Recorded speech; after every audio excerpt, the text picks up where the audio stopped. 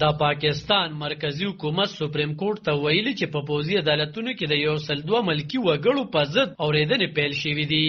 د ځایي مطبوعاتو ترمه مرکزی حکومت ویلي چې د نخمې او لسمې مای په پیښو کې 102 کسان نیول شوي وو. په نخمه مای دغه بند په غزیه کې د عمران خان د نیولو وروسته په دغه ورځ او لسمه مای د تحریک انصاف غړو د ملک په لویو ښارونو کې قهرجنې مظاهرې کړې وې. په راولپنډۍ کې په پوځي مرکز جیچکو او لاهور کې د کور کمانډر په کور ورغلی وو. اورونه یې اچولي وو، ګاډي یې مات کړي وو او د ملک په نورو برخو کې هم سرکاري ودانو ته د تاوانونو اړولو تورونه پرې لګول شوي وو.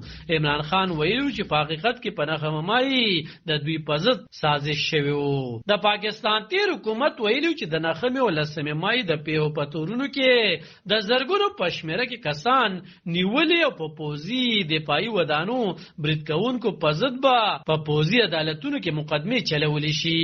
د جون په میاشت کې د پاکستان فوج ویلي چې د یو لیفټننټ جنرال په شمول 3 پوځي افسران په دې الزام د دندې څخه لرې کړي شوي چې د مای په میاشت کې د پخواني وزیر اعظم عمران خان د گرفتارۍ خلاف مظاهرو کې د تشدد په مخنیوي کې ناکام شي وو. د بشري حقوقو فعال ځینې سیاسي مشران او وکیلان په پوځي عدالتونو اعتراض لري او وایي چې د نخمې مای د روانکارۍ او تشدد په پیښو کې ککړو ټولو کسانو مقدمې دي په پوځي نه بلکې په سیول عدالتونو کې وچلولی شي.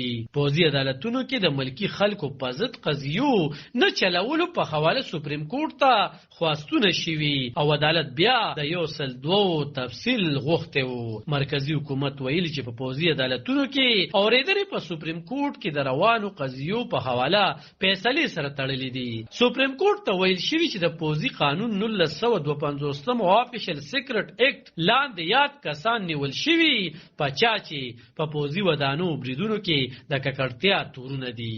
له دې وړاندې په 20 اکتوبر سپریم کورټ ویلي چې په 30 اکتوبر به سپریم کورټ په پوځي عدالتونو کې د ملکی خلکو په ضد قضیو په حواله خواستونو باندې اورېدنه کوي. د جسټس اجاز الحسن په مشرۍ د 15 ججانو ډله به اورېدنه کوي. عالم خان شیرپو دلبر نیوز 400 دا پاکستان